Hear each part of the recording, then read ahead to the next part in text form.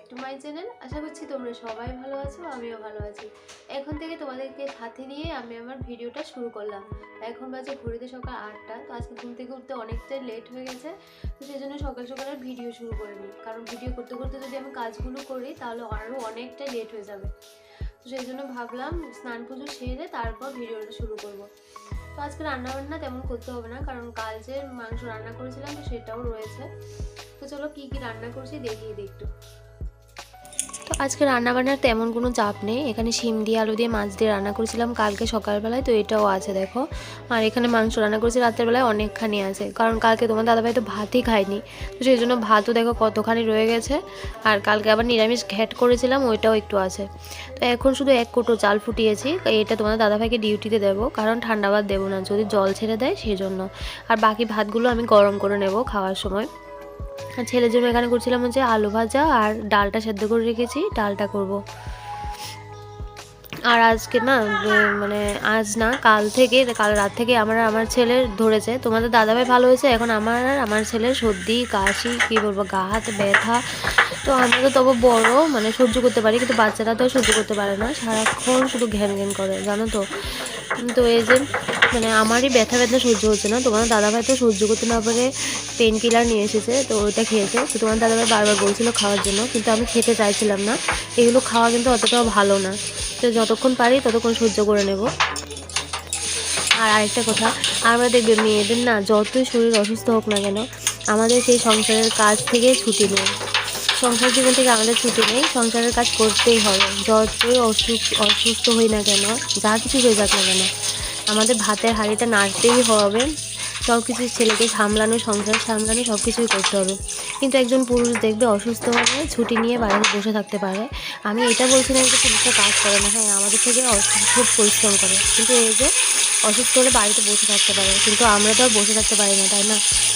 যতই যা কিছু হয়ে যাক না কেন, যতই ঠান্ডা পড়ুক, যতই অসুস্থ থাকি না কেন, আমাদের কাজ করতেই হবে। কাজ থেকে আমাদের ছুটি নেই।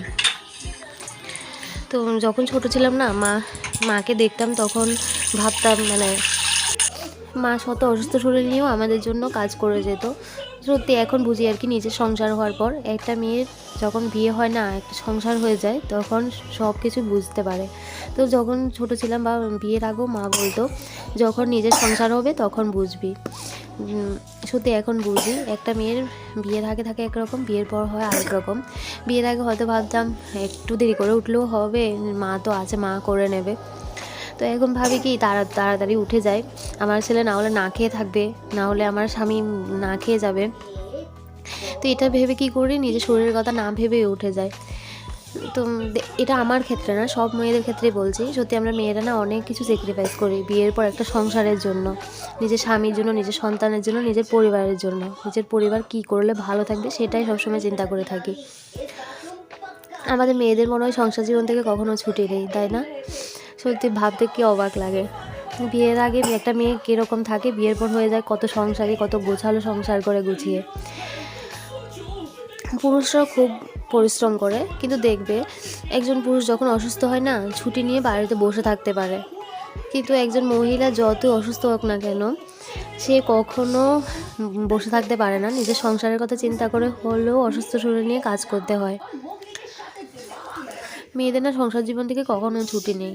সেই মেয়ে যতই চাকুরি করুক না কেন, যতই সে শরীর অসুস্থ থাকুক না কেন, সে ভাতের হাঁড়িটা নাড়তেই হবে।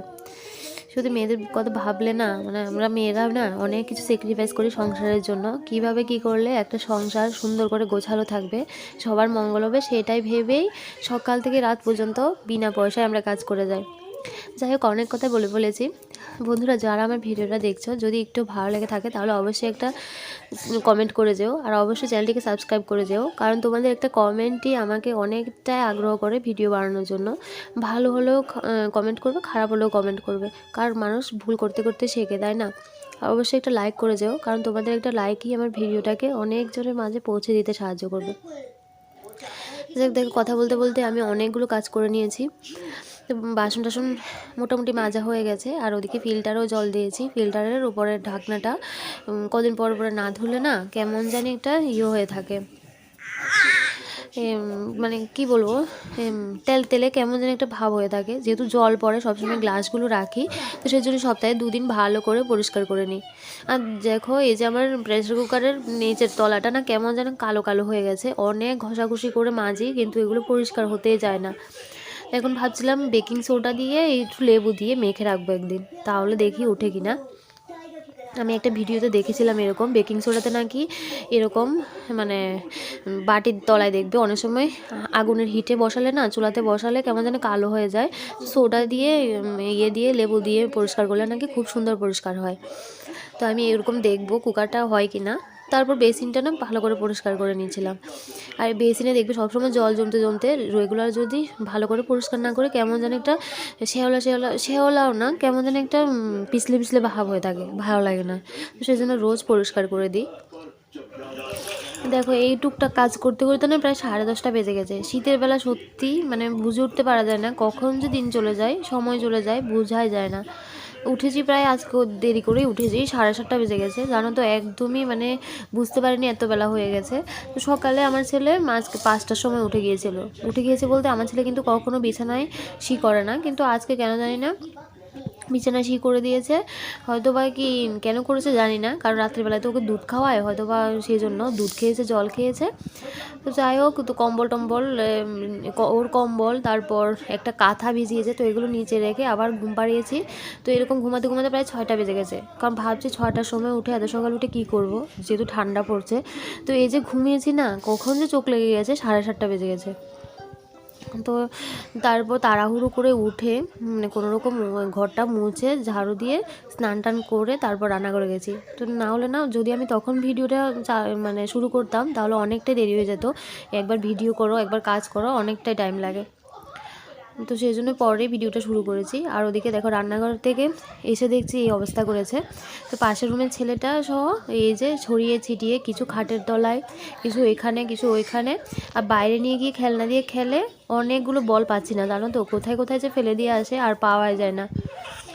এরকম গোছাতে গোছাতেই আমার এই 7টা বেলা চলে যায়। তারপর ছেলেকে খাওয়ানো, ঘুম পাড়ানো, আর কিছুদিন পরে তো স্কুল শুরু হবে। স্কুল শুরু হলে যে আমি কী করব বুঝে উঠতে পারছি না। রান্না বান্না করা, ছেলেকে নিয়ে যাওয়া, তারপর আবার আনা, ভীষণ চাপের হয়ে যাবে। তখন যে কিভাবে সময় যাবে মানে দিন, গরমের বেলায় তো ঠিক আছে, গরমের দিনে, শীতের বেলায় মনে হয় আমি সময়ই পাবো না। আর এখন না আমার ছেলেকে 11টার সময় ঘুম মানে ভাতটা খাওয়ায়, 11টা কি 10:30, তো ওকে ঘুম পাড়ায় 12:30টার সময়। ও ঘুম থেকে উঠতে উঠতে প্রায় 2.5 ঘন্টা ঘুমায়, তো প্রায় 4টা বেজে যায়। তো তোমার দাদাভাই আমাকে বকে, ওর 4টার সময় খাওয়ালে ও তো হজম হবেই না। সত্যি মানে 4টার সময় তো একটা খাওয়ানোর টাইম না, কিন্তু কী করবো বলো তো, 11টার সময় খেয়ে তারপর কি আবার 12টার সময় খাওয়া যায়? খেতেও চাইবে না। তো মানে শীতকালে না একদম মানে ঠিক করে টাইমই পাওয়া যায় না, কখন যে টাইমটা চলে যায় বুঝেই পারি না। আর ওই যে দেখো এগুলো দিয়ে খেলছে, তো এখন এগুলো ঠিক করে গুছিয়ে রাখতে পারছিলাম না, ঢুকতে চাইছিল না। যে কোনো একটা জিনিস দিলে না ওর বেশি বেশি গেলে মানে 1-2 ঘন্টা খেলবে, তারপর এটার মানে এটা শেষ, এটা দিয়ে আর খেলবে না, এটা নাকি পুরনো হয়ে গেছে, ওইটা আর দরকার নেই ওর। তো এরকম করে আর কি। দেখো এগুলো কাল রাতে এগুলো খেলার জন্য ভীষণ বায়না করেছিল। এই যে আমার ছেলে খেলনা দিয়ে খেলবে না, আমার ঘরের রান্নাঘরের খুন্তি, তারপর কড়াই, তারপর কি বলে প্রেসার কুকার, এগুলো নিয়ে আসবে। তো আমি শুনেছি নাকি মেয়েরা রান্নাবাটি খেলে, আমার ছেলে হয়ে রান্নাবাটি খেলে। ও খেলনা দিয়ে ব্যাট বল দিয়ে খেলবে না, ও কী করে রান্না করবে আমার জন্য। ও নাকি অমলেট বানাচ্ছে, চিকেন বানাচ্ছে, মটন বানাচ্ছে। তো এই যে কড়াই, খুন্তি এগুলো দিয়ে নিয়ে এসে কাগজ দিয়ে টুকরো টুকরো করে তো এগুলো বানাবে, তো আমাদেরকে দেবে, আমাকে দেবে, তোমাদের দাদাভাইকে দেবে খাওয়ার জন্য। তো ছেলেরা এরকম করতে আমি দেখিনি, সত্যি ও ছেলে হয়ে মেয়ের মতো রান্নাবাটি খেলে। আর এখন দেখো এগুলো গুছিয়ে তো এখন ল্যাপের ইয়েটা ভাঁজ করছিলাম, ল্যাপটা। আর ল্যাপে না একটা কভার সেলাই করবো করে এই যে আলসেমির জন্য আর সেলাই করাই হচ্ছে না, মানে ভীষণ আলসেমি লাগে। তোমার দাদাভাইকে বলেছিলাম চলো ল্যাপের কভারটা সেলাই করি, তুমিও ধরে দাও, ধরলে না অনেকটাই মানে তাড়াতাড়ি হয়ে যায় আর কি। কাল দুপুরবেলায় ভেবেছিলাম একটু বসবো ল্যাপের কভারটা নিয়ে, তো এই যে আলসেমির জন্য আর বসা হয়নি। একটু দুপুরবেলা ছেলেকে নিয়ে যখন শুই না তখন ইচ্ছে করে ঘুমিয়ে থাকতে, তো এই যে শুই আর কখন যে চোখ লেগে যায় বুঝে উঠতে পারি না, তো ছেলের সাথে উঠি। তো চলো ভিডিওটার বড় করছি না, এখানে শেষ করে দিচ্ছি। দেখা হবে নেক্সট ভিডিওতে, সবাই ভালো থাকবে, সুস্থ থাকবে, টাটা।